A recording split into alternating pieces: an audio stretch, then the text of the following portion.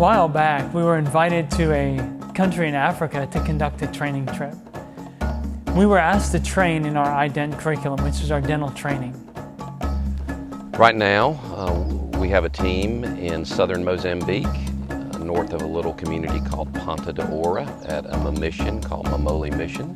The purpose of this visit to the Mamoli Mission is to bring a set of people who will teach dental skills to the indigenous people here.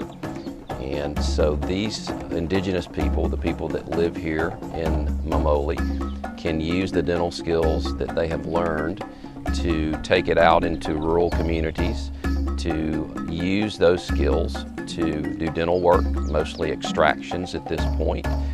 And while they're doing those extractions, they will be able to tell the people that they're reaching and touching with the dental tool, they'll be able to tell them about the love of Jesus, and so it opens the door for the gospel to be spread. The way we chose people was, they need to be members and part of our church and our leadership. Not all of them are pastors, but they're in the leadership training program, getting Bible training sessions from ourselves and a number of pastors from South Africa. There's a training program, so these guys are integral to that.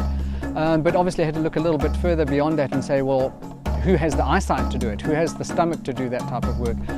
Who has the hand-eye coordination, those practical sort of skills? So we looked at those things, but obviously had to say these guys need to be grounded in their faith, because a big part of what they're going to be doing is not just helping on the practical front of removing that tooth pain, but showing love, care, sympathy to them, alongside preaching the gospel to them and opening up that avenue. The short-term mission trips that I've been involved in here in Mozambique, I thought the idea of dental care specifically, because as I've been in Africa, I see that as the most pressing need that you can meet that will provide long-lasting benefit.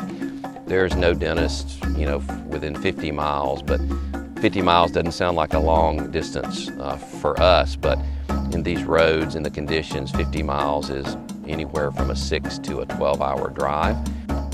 The skills that these students have learned these last 7 days, they've gone from looking at a video and then injecting oranges with the anesthesia, and we've been here, 10 days or so, 7 of them which have been really working days.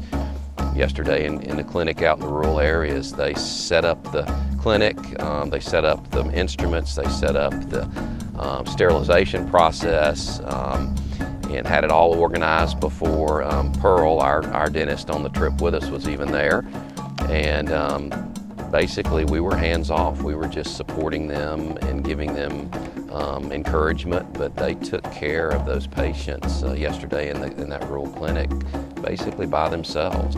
The transition from no knowledge to working skills in a matter of basically 5 days, it's almost miraculous, the way that the program is set up. And so I've been just incredibly encouraged and humbled by how hard these students are working and how quickly they've taken to it.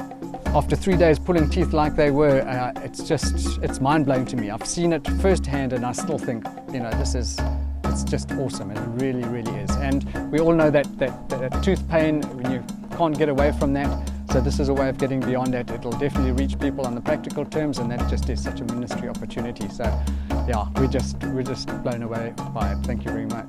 The really great thing about it is that even though we're going to leave here in a week or so, these students will be going out into the villages while we're back in the States continuing the ministry. So that's one of the most pivotal things that caught my attention about the I-TEC way of doing things is when we leave, the ministry continues, and so that's an incredible thing. But even when we go and we do all the homework up front, we try the best that we can to train these students with a skill that will be able to communicate the love of Christ to their own people after we leave. Even then, sometimes things can go wrong. Anytime that God is at work, we also have an enemy who is alive and at work.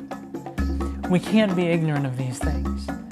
The devil is a roaring lion. He knows when Christ is winning in certain places. Now, the good news is that we know that in the end, God wins. He has the power over the enemy.